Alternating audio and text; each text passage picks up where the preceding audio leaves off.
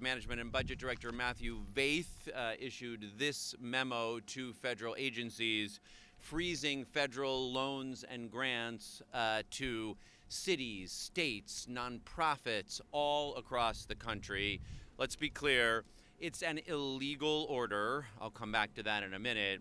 But this illegal order from President Trump risks throwing cities like New York, states, families themselves, and indeed our very democracy into chaos, and we cannot stand for it. The memo claims that this is being done because of some kind of vendetta against the woke establishment or Marxism or a lot of other odd words to read in an OMB memo. But let's be clear about what it actually would do. Americans rely on federal loans and grants for their daycare and Head Start centers, for their food stamps. Cities and states rely on it for emergency FEMA payments, like those fires in Los Angeles, but also like money for COVID or Superstorm Sandy that New York City is still owed. This is money that goes to our hospitals. This is money that pays the rent for low-income families.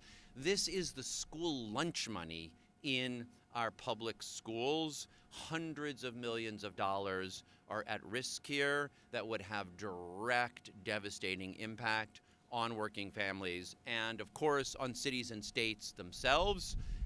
New York City's budget contains this year about $10 billion out of the $115 billion budget. That's primarily money for our schools, for housing, for childcare, for social assistance. And that's money that was promised to New York City, just like it was promised to other cities and states around the country, to a whole array of nonprofits who would be devastated by it. My office warned of this back in November and in December when we detailed New York City's federal funding and highlighted the risks. The Trump administration would do exactly this. About $100 million in total that flows into New York in total, not just to the city, but to NYCHA, to H&H, to our public hospitals, to nonprofits, and of course to individuals as well. The order says that it will exempt Social Security and Medicare, and vague language about grants to individuals, but there's no clarity at all on what that means. And let's remember, many programs that people rely on are actually block grants. So food stamps flows to individuals, but it's a block grant to states and cities. Child care is critical for individuals, but Head Start is a contract with nonprofit organizations who run it. None of that appears to be exempt in this memo. So that's the set of people who are at risk of going hungry, of losing their child care, of losing their apartments, of losing their health care. And let's be clear, this is an unconstitutional order that threatens the health of our government, of the federal government, in two really important ways. First of all, when you make a financial promise, if you don't keep it, you really wreck the trust, the full faith and credit on which those promises are made, and the full faith and credit of the United States government is foundational to many things, to the health of our democracy, to New York City, and in many ways to the global financial systems. And when you start breaking those promises, people don't know which ones you will keep and which ones you won't. In addition, there's a real risk here to foundational principles of American democracy. This question of whether the president has the power to impound dollars that Congress has authorized and then in this case have been appropriated is long-standing. There's no presidential impoundment power found in the Constitution even prior to the Impoundment Control Act of 1974, but that act of Congress clarified very clearly this order is illegal. He may be hoping that the Supreme Court would overturn the Impoundment Control Act of 1974 and find it unconstitutional, except that the Constitution itself contains no impoundment power for the president. And let's be clear, if the president were able to impound money authorized and by Congress for any reason at any time, what would be the point in having a legislature at all? This is a foundational element of American democracy, in addition to the financial promises of the federal government. So New York City has to take action. This is like literally the bully stealing our lunch money. And it is critical for New York City to stand up and be counted and make clear we won't stand for it. Lawsuits are being filed against this illegal act even as we speak. In the District of Columbia, a coalition of nonprofits, including the National Council of Nonprofits, has already filed in D.C. District Court. And has, I believe, Senator Schumer announced, and as the Attorney General herself is announcing later today, Attorney General Tish James is leading a multi-state coalition, and she'll announce the details on that lawsuit later today. New York City should join those lawsuits or file its own. These are promises that were made to us to the tune of many billions of dollars that we need for our people. And I'm calling right now on Mayor Adams and on the Corporation Council to join those lawsuits or to file New York City's own. This is a violation of the federal government's promise to New York City and to New Yorkers, and we cannot stand for it when bullies come, not just for our lunch money, but for our housing money and our health care money and our school money. We've got to stand up and make sure this doesn't happen. It is unconstitutional, so those lawsuits have a strong possibility of prevailing, and that is essential for millions of New Yorkers, for the health of our city, our infrastructure, and our future, and indeed for the democracy that we rely on. And that's why I'm out here today calling on the mayor and the Corporation Council to join the lawsuit and making clear that we'll be standing up for New Yorkers. I'm also joined today by Executive Deputy Controller Francesco Brindisi and Deputy Controller for Budget Krista Olson, who prepared the two reports we did in November and December. They're already digging in on what this precisely means for New York City.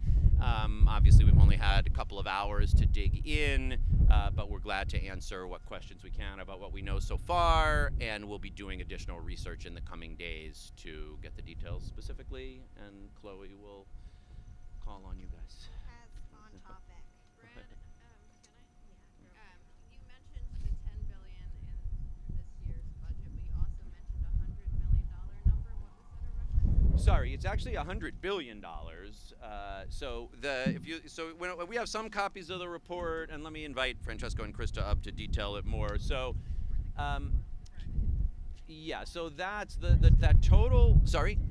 Yeah. Okay. So, all right. So New York City itself, the city of New York, gets about it ranges from $7 to $10 billion depending on which fiscal year you're looking at. The largest single chunk of that is for our public schools, but it goes to many different agencies. And then New Yorkers themselves, of course, the biggest are Social Security and Medicare, but there's a whole range of ways in which NYCHA and Health and Hospitals and CUNY and nonprofits receive additional money, and that adds up to about $100 billion in total in a year. And you mentioned lunch money. You mean it funds the sort of universal? The federal school lunch, the school lunch program is federally funded. And yes, again, that's another good example. That's, of course, a direct benefit to individuals, but it isn't funded as a program that as financial assistance to individuals. It's a block grant that comes to the city to pay for school lunch money and could easily be read to be frozen by this order. Kelly. Hi. I wanted to know, as of today, because of that unconstitutional order, has the money stopped flowing? Did we get any? And then can you just detail some other programs that are funded? Is that city bucks as well as other? It gets federal funding, or what are some other ones? So let me invite Krista and Francesco up. I'll give an example of some federal funding that we got in December that was great. So FEMA money here is an example. We're still owed several $billion in FEMA money from Superstorm Sandy and still quite a lot from COVID. $1.5 billion of FEMA COVID funds were paid to the city in December. So that is great. That's money that the Biden administration got out to the city that was owed from the federal government. that we now don't have to worry would be frozen. But if we hadn't gotten that money, it would now be frozen. So this is a huge array of things. It's infrastructure funding. Obviously, the Federal Infrastructure Investment and Jobs Act has a lot of money flowing to New York City for projects they already agreed to give us, but now that funding is frozen. So the city is fronting money to contractors and may not get, would not get reimbursements. You want to talk about city FEPs or social services or other things that are? So other programs that run through the state and sometimes directly to individuals or to the government or to providers would be Medicaid. Is a tremendous amount of money, over $30 billion that comes to the city, that goes to healthcare providers throughout the city, and then the cash assistance to individuals. Public assistance flows through the city through a block grant, so it's unclear. Again, it's unclear exactly what's going to be covered or not covered, but tremendous amount of money. NBC. Oh, I'm Krista Olson, the Deputy Controller for Budget.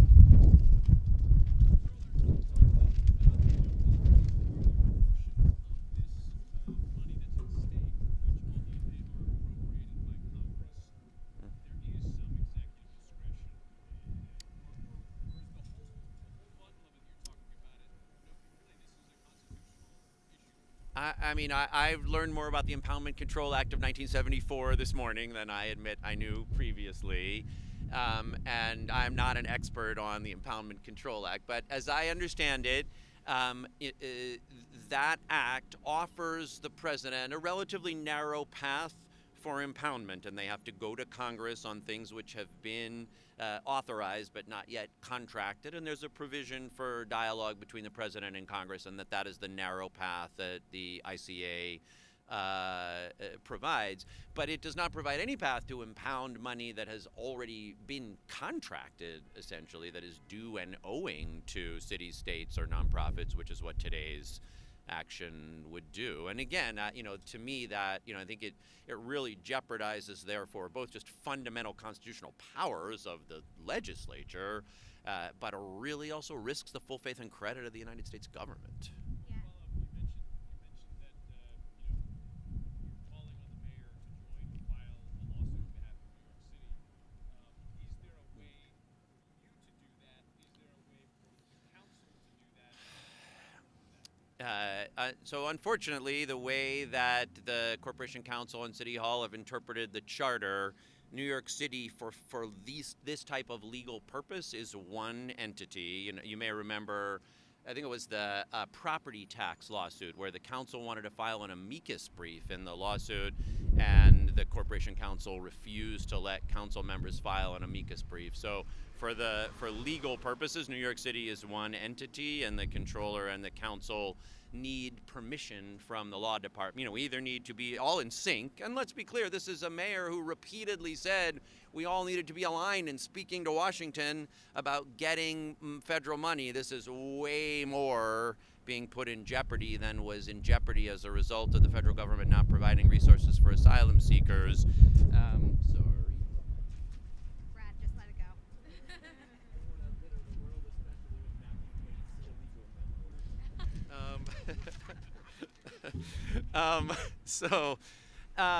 So what I would hope is that we would all be on one page. Attorney General Tish James is leading the way for states. There's every reason for City Hall and the Corporation Council to join this lawsuit, and I would be, I will support enthusiastically if and when the mayor agrees.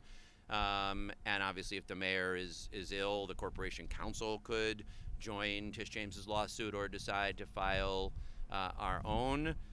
But this cannot be a time when the mayor's personal legal issues prevent the city from standing up for the billions of dollars that New York needs. This is would literally be cowering when the bully takes your lunch money and just about everything else. Yeah, Henry. Because we're getting cold. Yeah, fair. A few of us want to question on the ICE raids and your view on that. The mayor did just release a statement saying that there was a level of NYPD cooperation with at least one of the arrests of someone suspected of some violent felonies.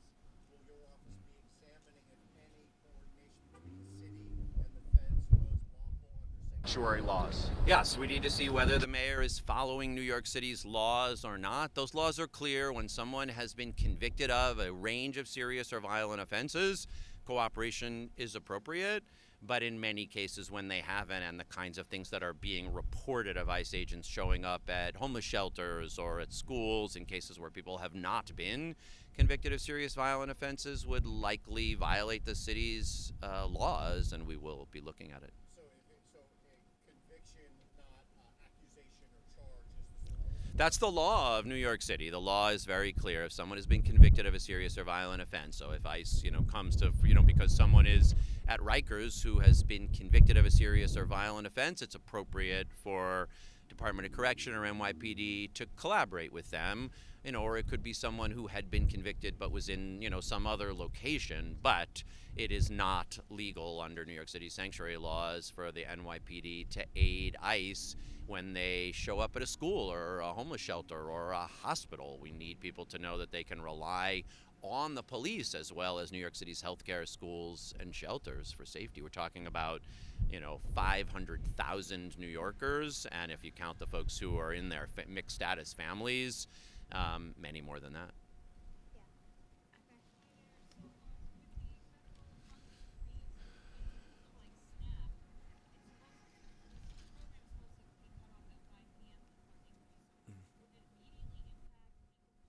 SNAP benefits, because I think they get monthly payments. So, there's a lot that's being figured out today. SNAP, and maybe Krista, you can come back, flows through the state and city. No, all right, Krista will answer this. SNAP benefits go to, it should be, I think, hopefully okay. I mean, I think none of us really know. But something like TANF flows to the city, throws to the state, to the city, and we suspect that could be impacted. But, we don't have a lot of, we have as much detail as you have in terms of the vagueness of the memo. And what that does is really puts the city and the state at risk, because if we continue to make payments out to people to keep them whole, but the federal money is frozen, then you risk a situation where the city or the state could have fronted dollars to families or providers that the feds have frozen to us, which, hopefully will just be a cash flow issue, because once we go into court and get that money restored, and then the cash will flow, but we don't know the answer yet. Have you guys conducted any sort of assessment into what specific areas this order would apply to? For example, like woke things? Do you guys know what specific areas? Well, you couldn't possibly carry out an analysis of what's in the memo. So first, today everything is frozen. Everything is frozen. In the name of some analysis of, whatever you guys have read the words, so I gave away that friggin' memo. The words they use, you couldn't possibly assess. So, financial assistance should be dedicated to advancing administration priorities, eliminating the financial burden of inflation for citizens, ending wokeness and the weaponization of, ending wokeness and the weaponization of government. The use of federal resources to advance Marxist equity, transgenderism, and Green New Deal social engineering policies. That's what's in here. But again, everything is frozen. There's no, this doesn't say let's have a process of evaluating federal funding based on any clear criteria. This wallops all of those things, the healthcare money, the school lunch money, the federal emergency aid, things that obviously have nothing to do with Donald Trump's grievances or Matthew Vaith's fantasies. And then what do you make of Adam's silence on all of this? It's very distressing. Again, today, perhaps that has to do with his illness, and I want everyone to be healthy. But in days even before that, Mayor Adams has appeared as someone who is more interested in seeking a pardon for himself than standing up for the people who elected him. And this one is just not close to the line. These are promises made to New York City for essential services for New Yorkers. New Yorkers would expect their mayor to stand up and fight for those dollars. And whether that's because he's seeking a pardon from Donald Trump or because he's ill but didn't tell the Corporation Council, go defend us, it's unacceptable.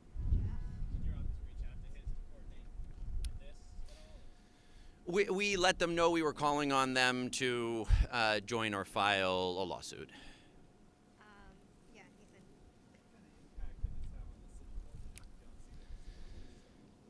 Yeah, no, I mean, obviously, as long as this is resolved reasonably, the cash flow position of the city at the moment is in a strong position. We're not at risk of, our bonds are covered by our property taxes. But over time, it's a significant amount of money. Again, there's federal payments for money we're due in the past, like that COVID FEMA aid or Sandy FEMA aid. And as I say, there's about $10 billion in the annual budget that covers a whole set of expenses. So, I mean, if this were actually to go on for a long time, the devastation all across the country would begin to flow very rapidly. You'd have Head Start centers start to close much before the city government wouldn't be able to cover things. But it would have devastating impacts, for New York City and for every single city and state. Do you have a dollar amount on the school lunch program?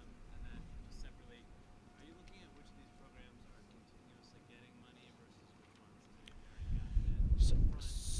I've asked, they're here now, so they can't there, but I've asked Francesco and Krista and their teams to dig in and start to prepare some assessment of, what we think we're owed from the federal government on different programs and what's flowing currently on the school lunch money. I think Krista will give you We the have answer. the $588 million in federal funding for the school.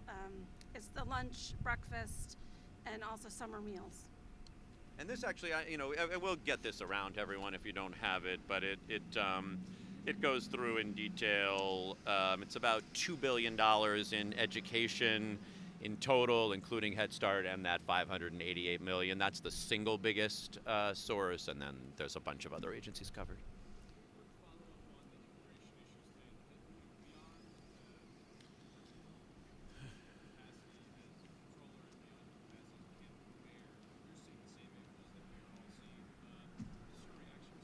Yeah, I love this city so much, and like what it means to wake up in the city with the Statue of Liberty in the harbor. I just think about this myself personally as a Jewish New Yorker.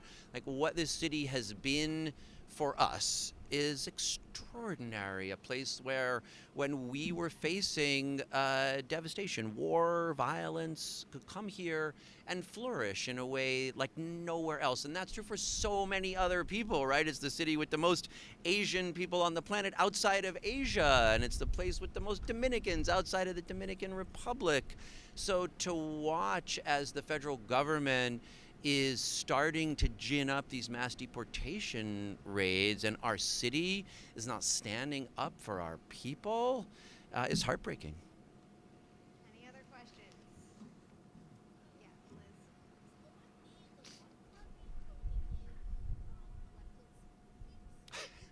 Liz. You'll have to ask OMB and the law department whether.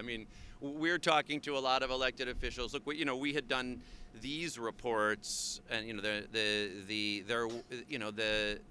city hall mentioned that they were having internal meetings with agencies to prepare, but there was not, to my knowledge, any public accounting of resources or risks. So we're trying to fill the breach, but yes, should City Hall be not just filing that lawsuit, but giving briefings to our contract partners, to our agency partners, to our nonprofits? Of course they should. When we held a roundtable on protecting New York City, the first deputy mayor sent a representative to that roundtable to talk about what they were doing. Any other questions? I know we're all cold. Appreciate you all freezing out here along with us. Thanks, everyone.